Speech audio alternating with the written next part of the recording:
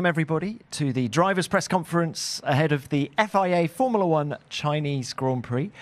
3 parts to this session as usual. A few questions from me at the top, then we'll go to the broadcasters and then the print media. Now, our 6 drivers today, closest to me, Nico Hülkenberg, then we have Fernando Alonso, Zhou Guanyu, Esteban Ocon, Charles Leclerc and Lando Norris. A very warm welcome to you all. Zhou, if we could start with you, please. Your first home race, how big a moment is this for you personally and for your country? Yes, it's amazing, of course, to have the opportunity finally get a race to home. Obviously, been missing that over the last two seasons when I started my career in Formula One, and yeah, great to be back. Great to see all the track facility that I used to be on the other side of the circuit, which is the grandstand, watching, being a little fan of F1, and then coming back here being a F1 driver. So yeah, can't wait. A lot of mixed emotion, of course, going through the weekend, but I want to treat it as much as a normal race weekend, but I'm sure that there will be plenty of supporters over coming throughout the days, and yeah, can't wait to be obviously trying the first time on track tomorrow, and yeah, been very busy recently, but having a lot of fun times so far. As you say, there's going to be a lot of support. Can you tell us a little bit about how China's appetite for Formula One has changed in the last 5 years? Yeah, it's been a massive change. Even I think for myself, came from the city this morning, the road and the circuit has been completely different to what it used to be. And then in general, let's say beginning of 2022 season, Formula One has really been building, mainly just the history background, motorsports culture back in this country has been completely growing, and it's great to see the pattern improving in the positive way. And I'm happy to see not just myself be here. I think a lot of young drivers, maybe age of 10, 6, 8, is already starting their racing, even here or in Europe, try to chase this dream into Formula One. So yeah, it's great to be, of course, represent the country, being a driver for the first time here.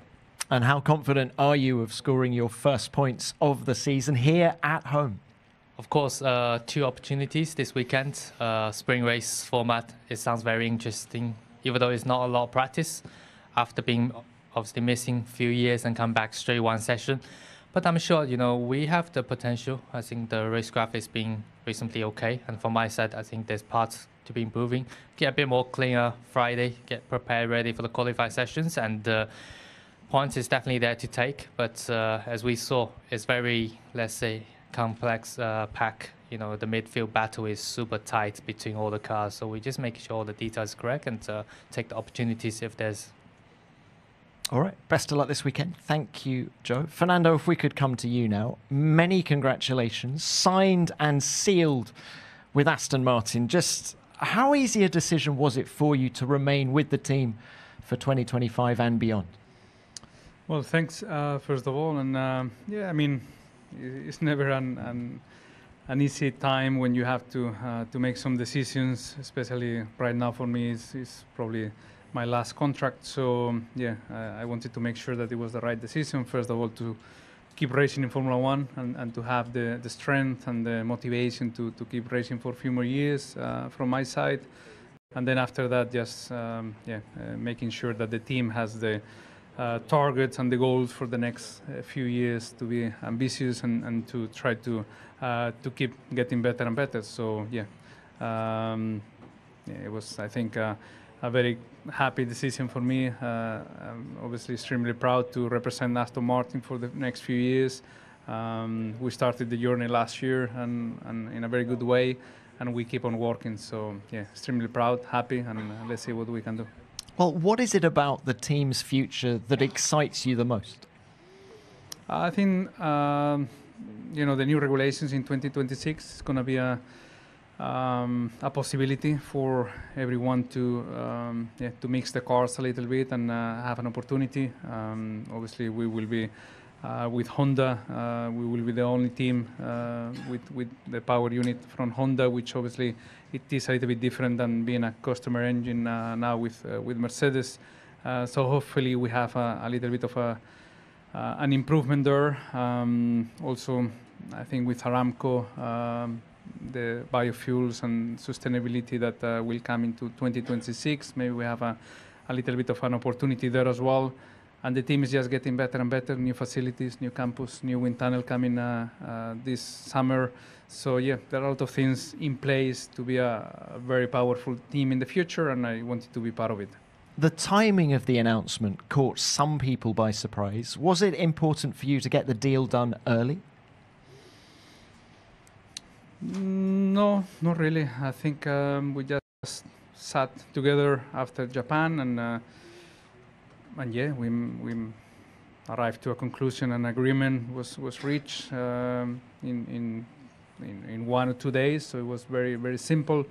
And once we got the agreement, we announced it. And yeah, everything is a little bit more simple than what it looks from the outside. That there are a lot of rumors, a lot of things going on for different teams and different drivers, and deadlines here, deadlines there. And for us, we were just loyal to each other. We just kept our word, and once we sign it and we agree on something, we announce it. So for us, it was much more simple than maybe for other people. All right, Fernando, thank you very much. Best of luck this weekend. Nico, if we could come to you now. Let's talk performance. Haas are introducing an upgrade here. What are you expecting from it? Well, a little bit of improved and enhanced performance. Hopefully, it's not a major, huge update. It's some little bits and bobs that look good on paper and in theory. But as always, you have to verify them on track, make sure the correlation is good. But yeah, better to have upgrade this early in the season in the tight midfield battle than not to have them. On paper, do you think Shanghai will suit the car better than Suzuka anyway? It should. It really should, and I hope so. It's a lot more low-speed content, I think, which is where the car feels more at home. Always good memories here. I've raced here 9 times and really like the flow and the layout of the circuit. So, yeah, exciting one ahead. As you say, you have experience here at the Shanghai International Circuit. How will that help you going into a sprint weekend? It's not just me. I think there's a few drivers who have done a fair few weekends here in years.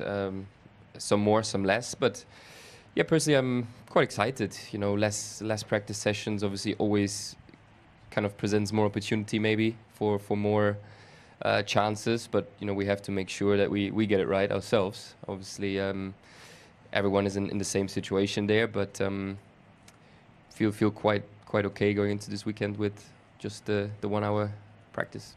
And Nico, in light of Fernando's decision to stay at Aston Martin, do you expect the driver dominoes to fall quite quickly now? Not sure, not necessarily.